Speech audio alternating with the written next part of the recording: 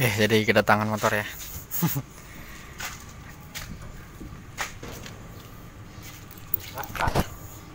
Ada 200 cc nya? Mohon 200. Itu rekomendasi temen di Jakarta. Oke, jadi kita kedatangan motor ya, ini jauh-jauh. Lumayan jauh. Pulsar 200 DTSI. Punya siapa nih? Punya saya sendiri. Iya. Ini motornya agak sedikit rumit, saya udah coba bawa ke sana kemari, akan tetapi semuanya angkat tangan. Ya mungkin setelah kita bawa ke teman saya ini, ini ya luar biasa. Mudah-mudahan motornya cepat selesai dan normal seperti biasanya. Amin. Semoga aja, kalau enggak tukang kilo deket ya. Soalnya saya agak sedikit rumit kemarin pas kita minta tolong sama temen, itu salah satu anggota Pulsar Indonesia direkomendasikan untuk datang ke bengkel A ini, katanya di Sukabumi cuma ada di Cibadak lokasinya, cuma ada di sini. Jadi untuk kawan-kawan khususnya pengguna Pulsar nih, jadi kalau misalnya ada kendala baik dari segi apapun bisa langsung datang ke AA-nya ya, atau bisa langsung hubungi AA ini. Asik. Kalau motor ini normal, Normal. Setelah dihidupin agak sedikit berbet, kalau bahasa Sundanya itu berbet. Berbet, gitu. siap. Tenaganya soalnya kayak hilang, nggak ada gitu. Oke, jadi kemungkinan masalah dari pengapian ya. Soalnya ini kan 200 DTSI, kemarin kirain 180 G4. Kalau G4 pasti dikelistrikan. Karena ini 200 DTSI, jadi semua dari spool. Jadi nanti kita cek dari spool, CDI, coil, semua kita cek satu persatu ya.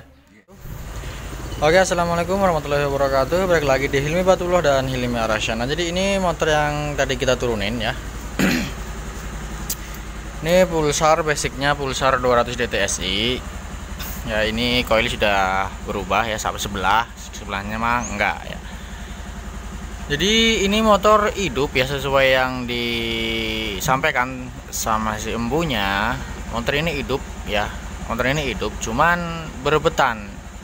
Ya, videonya apa ya? Ini kan soalnya sudah saya bongkar ya, sudah saya bukapan karena saya mau lihat armnya ini kan. Karena armnya keropos. Nah jadi nggak saya rekam ya kondisi awalnya itu seperti apa. Tapi alhamdulillah si empunya ngirimin video ya, ngirim video sebelum motor ini datang ke sini. Jadi yang ngirimin kondisinya lah ya, berebetannya itu seperti apa sudah ada. Nah, nanti saya masukkan videonya di sini.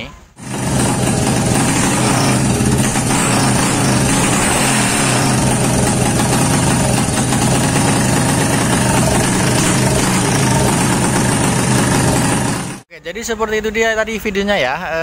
Saya kira memang pertama konfirmasi lewat video, memang saya kira tadi kemungkinan penyakit dari dari karbu ya. Kemungkinan dari karbu karena berebetnya kan seperti itu ya. Tapi setelah datang ke sini saya cek ternyata karena pengapiannya tidak normal. Boom. Nah, oke, jadi kenapa saya bilang pengapian tidak normal ya? Ini CDI-nya sudah diganti. Ini nggak tahu pakai motor apa, yang jelas motor-motor kecil. Kiprok juga bukan orinya. Walaupun pengapian di Pulsar 200 DTS ini tidak melalui kiprok. Dan yang bikin kaget itu di sini spoolnya ya. Ternyata spoolnya sudah pakai spool Honda ya. Pokoknya nggak tahu Supra, nggak tahu apa, nggak tahu Legenda. Dan ini masih AC. Kenapa masih kelistrikan AC? Karena di sini masih ada satu gulungan yang berbeda. Nah, karena ini sudah CDI-nya sudah diganti, tapi untuk bagian magnet, di sini tuh belum ada papasan. Dan di sini menggunakan magnet UG4, ya. Karena di depan sini masih ada tonjolan satu lagi, ini UG4. Kalau 200 dan UG3 dia cuma satu. Nah kebetulan alhamdulillah si empunya ini bawain spool, CDI dan kiprok bawaan motor ini. Ini kan tadinya dimasukin ke bengkel, nggak tahu tiba-tiba langsung diganti seperti ini. Ini juga diganti, spool juga diganti. Sementara untuk kelistrikan dan pengapian yang originalnya dilepas. Tapi kemarin alhamdulillah dibawa ke sini, jadi nanti coba kita pasang lagi yang oriannya. Ya, daripada kita harus mapas ini sayang. mending kita akalin atau kita balikin lagi seperti semulanya lagi, karena untuk kondisi spool kayaknya masih bagus, kiprok juga masih bagus. Yang curiga mungkin di CDI, tapi nanti CDI kita coba dulu di motor lain ya, bisa hidup apa enggak. Coba dipapasin.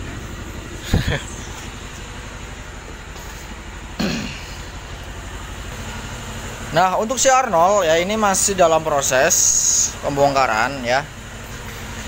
Nah, di sini untuk CDI-nya hampir sama. Ini juga sudah diganti. Ini soketnya juga sama, cuma ini lebih kecil. Kiproknya juga sama. Tapi kenapa motor ini bisa hidup normal? Yaitu karena di magnetnya ini sudah dipapas atau sudah disesuaikan. Nah, ya, jadi tonjolan pulsernya itu sudah disesuaikan. Jadi nggak ada berebet-berebet ya. Kalau ini pasti berebet. Soalnya CDI ganti, spool ganti, jangan harap pengapian bakal normal kalau kita nggak menyesuaikan si tonjolan magnet. Ya. Nah, oke, jadi nanti kita coba kita ganti semua. Ini walaupun kondisinya sudah seperti ini kiprok UG4 ini ya. Kenapa? Karena ada elko dan cuman punya 4 kabel. Kalau 200 dan UG3 masih punya 6 kabel dan nggak ada elko. Ini CDI-nya. Nah, ini yang saya curiga masih bisa atau enggak, tapi nanti kita coba dulu di motor yang lain. Kebetulan di sana ada UG4 ya, ada 200, ada 135. Nanti kita coba di ujung sana. Itu juga lagi kita panasin ya.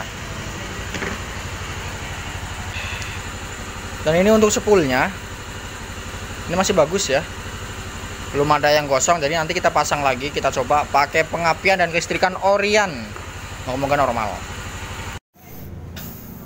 Nah, oke, jadi untuk spoolnya sudah kita lepas ya. Ini spoolnya sudah kita lepas. Ini mau kita ganti ya sekarang ya. Ini kita ganti pakai Orionnya lagi. Nah, ini walaupun kabelnya udah pada potong seperti ini ya, udah pada putus, tapi tenang, nanti tinggal kita sambung-sambungin aja. Yang penting kita apal jalur, insya Allah beres. Ya, bisa dilihat ini masih bagus ya, belum ada yang kebakar atau apa, ini masih bagus. Ini tinggal kita pasang ya di sini seperti biasa, pakai bawa 2, kita pasang dulu ya. Untuk kabel saya jelasin. Nah, oke, jadi ini spool Orion sudah kita pasang atau spool G4 sudah kita pasang di sini. Nah, ini untuk kabel-kabelnya semua masih tersambung. Yang terputus hanya kabel pulser. Nah, itu kenapa pulsernya nggak dilepas kalian, Mas? Ini pulsernya Verok ya. Ini memang untuk si pulsar, jadi nggak perlu kita lepas. Nah, ini kabel pulser. Nah, ini kita sambungin ke kabel yang warna putih garis merah, itu kabel pulser ya. Kita sambungin ke sini. Oke, kemudian yang ini, yang hijau ini, hijau polos ini untuk netral. Ini nanti ke bawah sini. Ya, nanti nyambungnya ke sensor netral. Jadi kita sambungin dulu ini sama ini ya. Nah, karena ini motor pulsar 200 DTSI dan spoolnya sudah diganti menggunakan spool 180 G4, jadi sudah DC. Jadi untuk kabel yang keluar dari spool ini sama ya, seperti pulsar 135 itu sama, cuman ada beberapa kabel. Di sini ada 5 kabel. Yang pertama ada kabel putih garis merah, ingat ya, putih garis merah. Ini kabel pulsar. Yang kedua ada kabel hitam garis kuning ya, ini ground atau massa. Terus di sini ada 2 buah kabel biru garis putih, ini 2, ini dari spool semua. Kemudian di sini ada kabel warna hijau ya, ini aslinya hijau ya. Hijau, nah hijau ini kabel netral.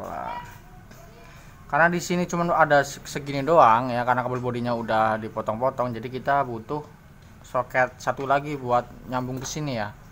Kebetulan saya ada di sini stok. Jadi ya walaupun second ya, yang penting ada daripada nggak ada. Nah, seperti ini. Jadi ini tinggal kita colokin aja.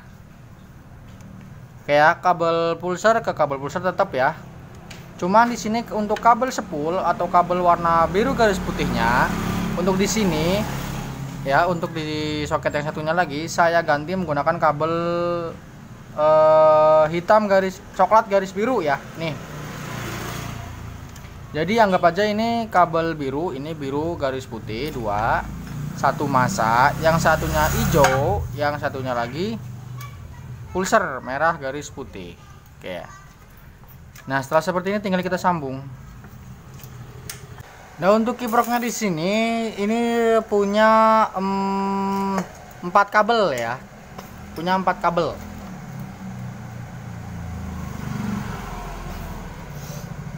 Punya 4 kabel. Jadi yang pertama ada biru garis putih 2 biji. Ini nanti yang dari spool. Kemudian ada masa dan ada kabel warna putih polos. Nah, dari soket yang ini tadi ya, kita ambil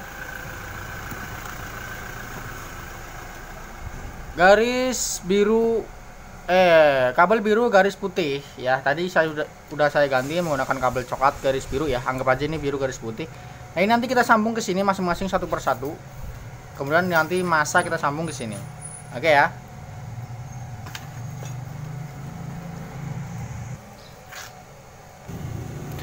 Nah, oke, kabel biru yang dari spool langsung kita sambung ya ke kiprok kabel biru juga, samain.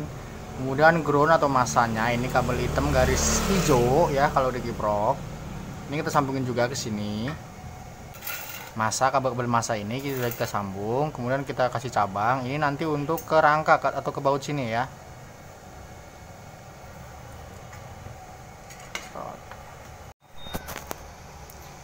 Nah, oke, setelah kabel-kabelnya kita sambungin ke kiprok ya, biru garis putih dari spool sudah kita sambungin, ini 2 biji. Kemudian groundnya sudah kita sambungin, satunya lagi ke rangka, dan tinggal satu lagi kabel putih dari kiprok. Ini kemana? Ini masuknya ke aki ya, ke plus aki.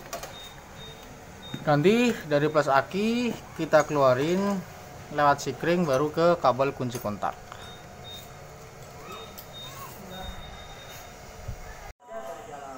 Nah, oke, ini sudah malam, kita lanjut lagi. Nah, tadi ya untuk kabel biru sama biru yang dari spool ya, sambungin aja ke kabel biru yang biru ke kiprok ya. Pokoknya samain aja kabelnya, hitam juga hitam ya, masa juga masa.